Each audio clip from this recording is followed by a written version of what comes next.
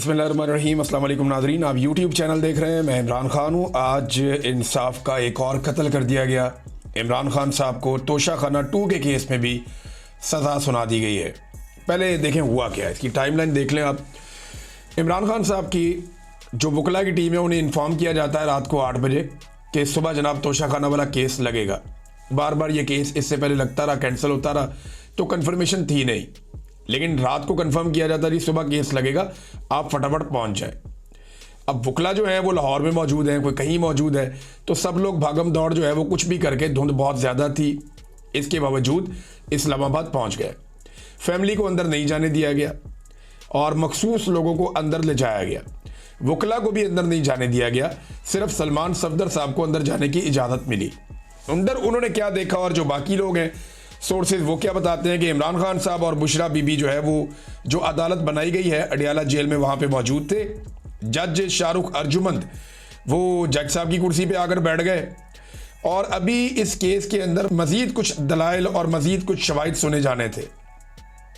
यानी अभी केस बाकी था, ऐसा नहीं था कि केस मुकम्मल हो गया। पहले नॉर्मली ये होता है कि अदालत केस को सुनती है, दोनों तरफ के दलाइल सुनती है और दोनों तरफ के गवाहान को सुनने के बाद अदालत किसी नतीजे पर पहुंचती है और फैसला महफूज करती है। बाद में आकर फैसला सुना दिया जाता है। नॉर्मली ये होता है, लेकिन यहाँ पे बड़े अजीबोगरीब तरीके से और उजलत में अचानक जज साहब ने फैसला सुनाना शुरू कर दिया। जो ऐनी शाहिदीन है उनमें से कुछ ने यह बताया कि इमरान खान साहब को जब बुलाया गया तो इमरान खान साहब नहीं उठे और इमरान खान साहब मुस्कुरा रहे थे, वो बुशरा बीबी से बातचीत कर रहे थे और जज ने फैसला सुनाना शुरू कर दिया। इमरान खान साहब मुस्कुराते रहे और जज साहब फैसला सुनाते रहे। जज साहब का जो फैसला है ये टोटल 59 सफ़ात पर मुश्तमिल है और 32 इसके पैराग्राफ हैं और जज साहब ने इमरान खान को और बुशरा बीबी को 17 साल की मजीद सज़ा सुना दी है। लेकिन उन्होंने आखिरी पैराग्राफ में लिखा कि जनाब इनमें से एक खातून है और एक की उम्र ज़्यादा है, लिहाजा मैं लिहाज कर रहा हूँ। ये लिहाज करते हुए उन्होंने तोशाखाना से तोहफा लेने पर इमरान खान को और बुशरा बीबी को 17 साल सज़ा सुना दी। और ये बात याद रखिएगा कि तोशाखाना का केस ऐसे नहीं है। पहले तो आप ये देख लें कि सज़ा सुनाई और उसके बाद इमरान खान साहब के साथ मैन हैंडलिंग की गई उनकी अहलिया के साथ, और ये बात इमरान खान साहब की बहनों ने जो इन्फॉर्मेशन बाहर आई उसकी बुनियाद पर कहा कि उन्हें बाकायदा धकेला गया। वहाँ पे जेल के अंदर पुलिस की भारी नफरी वहाँ पे मौजूद थी और सलमान सफदर साहब को भी मैन हैंडल किया गया, उन्हें भी खींचातानी की गई ताकि इमरान खान साहब कोई ज़्यादा पैगाम दे ना सकें। इमरान खान साहब ने जो पैगाम भिजवाया उनकी बहन की ज़ुबानी वो क्या है ये मैं आपको पहले बता देता हूँ, फिर बाकी चीज़ें मैं आपके सामने रखता हूँ। अलीमा खानम कहती हैं कि आज मैं आपको बताना चाहती हूँ कि जैसे सलमान सफदर ने रात को हमें फ़ोन किया, धुंध थी, मैं यहाँ थी, बहनें लाहौर में थी, कज़न भी लाहौर में थे, तो जनाब ये बड़ी मुश्किल से वहाँ पे पहुँचे और मीडिया को तो इस बात का इल्म है, लेकिन हम अपने नाज़रीन को ये बताना चाहते हैं कि यहाँ नाका लगाया हुआ था, अंदर जाने नहीं दिया, और पिंडी की तरफ से तकरीबन 1 किलोमीटर पहले एक और नाका लगाया गया था और गोरखपुर की तरफ भी तकरीबन 1 किलोमीटर पहले नाका लगाया हुआ था और ये इस मकाम पर भी नाका लगा हुआ है जहाँ इस वक्त हम खड़े हुए हैं। फिर उन्होंने कहा पुलिस बहुत ज़्यादा तैनात की गई है, जेल के दरवाजे से पहले ही लोगों को पंजाब पुलिस रोक रही है ताकि जेल के दरवाजे पर मौजूद पुलिस तक ये तकनीकी मौक़िफ़ इख्तियार किया जा सके कि फैमिली को अंदर कैसे भेजें, वो तो आए ही नहीं, वहाँ आएंगे तो भेजेंगे ना, लिहाजा फैमिली को करीब जाने ही नहीं दिया गया। फिर उन्होंने कहा जनाब कि हमें दोनों तरफ से घेर कर रोक लिया गया और ये कहा गया कि आज प्रोसिक्यूशन की जानिब से यानी सरकार की जानिब से रिबटल आएगा, उनकी जानिब से आज जवाब जमा करवाया जाएगा और सज़ा के बारे में फ़ैसला शायद बाद में सुनाया जाए। फैसला बाद में आएगा, आज सिर्फ सरकार की बारी थी, प्रोसिक्यूशन की बारी थी। अच्छा, हमें यह भी जल्दी थी कि कहीं पे ये ना हो जाए कि अलकादर का केस लग जाए वहाँ पे हाई कोर्ट में। डोगर साहब 1 साल से ये केस नहीं सुन रहे, ये भी उन्होंने कहा।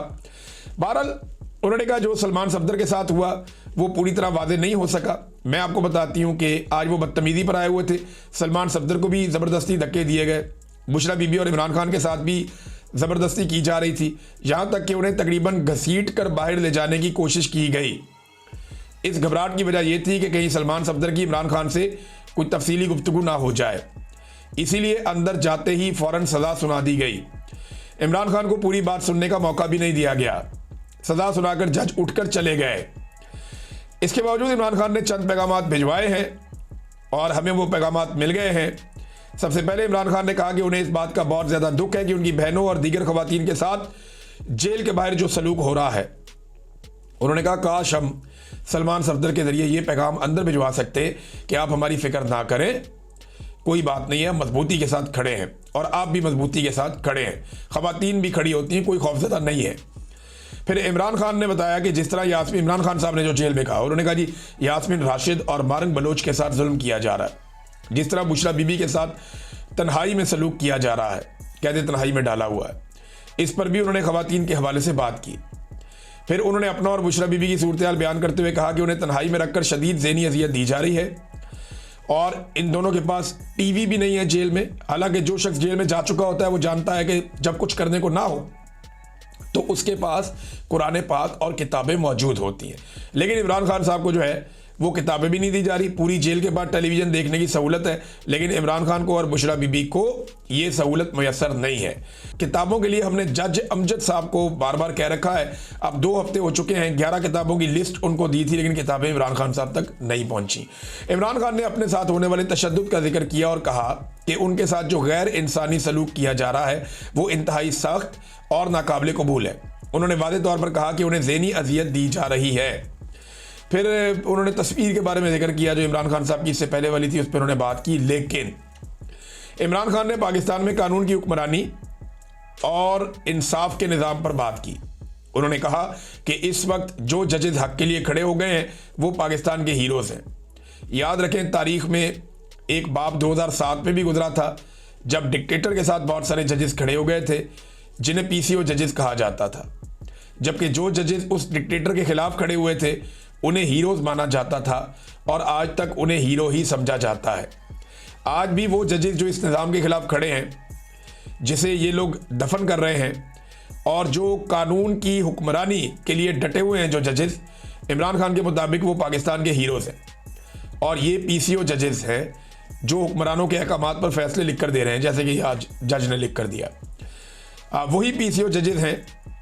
कौम को ज़मीर वाले जजेस और बेज़मीर जजेस में फ़र्क करना होगा, क्योंकि इस वक्त पाकिस्तान में जुल्म का निज़ाम का साथ देने वाले यही PCO जजेस हैं। यानी इन जजेस को उन्होंने एक मरतबा फिर PCO जजेस करार दिया।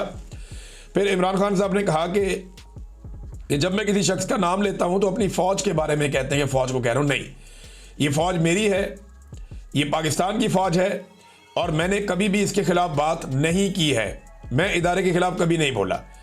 फ़ौज मेरी है और ये कौम की फ़ौज है। इसके बावजूद ये कहा जाता है कि इमरान खान ने इदारों पे हमला किया। इमरान खान ने ये बात अखबारात में यानी पढ़ी, उन्होंने कहा ये अखबार में इमरान खान साहब ने पढ़ा कि उनके ऊपर इल्ज़ाम लगाया जाता है कि इमरान खान साहब इदारों पे हमला कर रहे हैं। तो इमरान खान साहब ने दोबारा कहा कि ये मेरी फ़ौज है, मैं एक बार फिर दोहरा रही हूँ, ये पाकिस्तान की फ़ौज है और मैंने इसके खिलाफ आज तक कोई बात नहीं की, ये इमरान खान ने कहा है। लेकिन इसके साथ इमरान खान ने कहा कि जेल में मेरे साथ और बुशरा बीबी के साथ जो कुछ हो रहा है उसका जिम्मेदार एक कर्नल है।